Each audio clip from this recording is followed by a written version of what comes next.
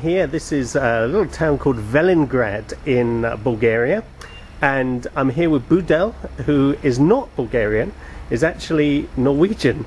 Now, Budel, start off, tell me, how did you end up in Bulgaria? I was studying in Norway in a discipleship training school, and that is the school that we have in Youth with a Mission, and we had 3 months teaching and 3 months outreach, and of these 3 months outreach we had 3 weeks in Bulgaria. When I came to Bulgaria, it was only the beginning of the time after communism fell, and it was a very grey and ugly country.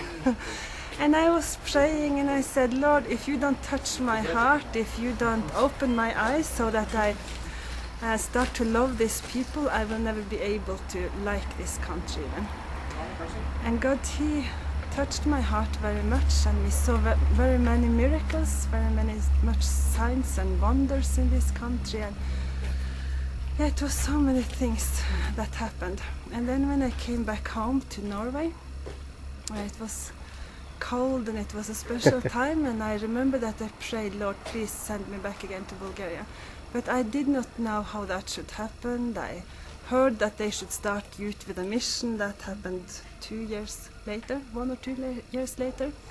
And they prayed about the right people to go there and start Youth with a Mission. And I did not want to say that I think that I'm one of the right people. So one day, one of my leaders, he was in Bulgaria, and his wife, she came to visit me, and she said, the Holy Spirit asked me to come and invite you to come to work together with us in Bulgaria.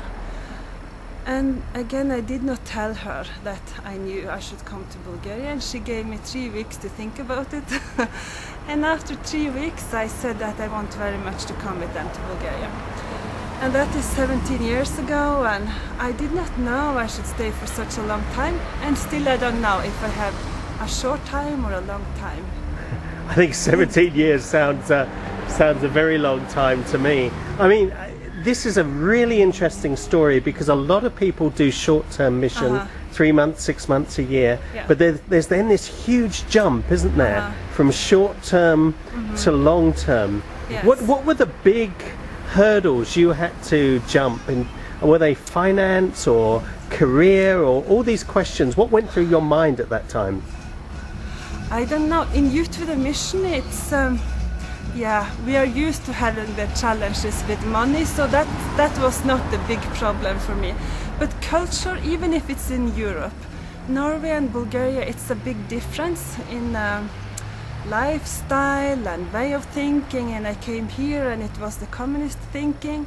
Even after communism fell, it was still the same way of thinking, and still it is in some ways. And also the strange for me then language, and I never studied Bulgarian, so I just learned what I heard. And in the beginning I had many people around me from other countries and Norway, and it was not so hard, but then suddenly all of them left.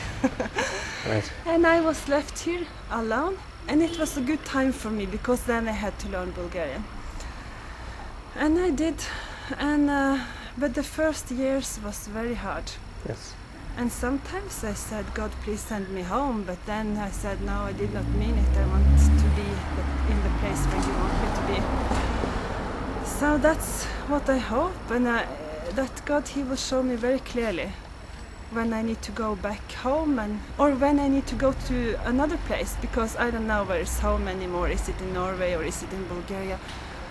That's not so important. Home is where I am. This is, I mean, your story is a wonderful story. There's going to be a lot of people watching this who are either just finishing or have in the past done a short-term mission, and they're really wondering now, what do they do? Do they just put that behind them, or do they take that on into longer-term mission? What advice would you give someone as they're asking those questions? I don't know, because when I came for a short-term mission, it was only for 3 weeks in Bulgaria, and I did not carry a dream about coming back or about going out in mission, or I wanted to go out in mission, but I was thinking about Africa. I did not think about Eastern Europe. So I think advice it would be just to be open and to listen to the Lord. And for me it was never like a choice. It was just a very heavy burden that I want to go back again. That's a good place for me to stay, even if circumstances was not good at that time. Okay, so you had a burden from the Lord, and you responded to that. It's a wonderful story, and we'll be praying for those watching this that they too are going to be able to discern God's heart in that. Thanks very much indeed. Thank you.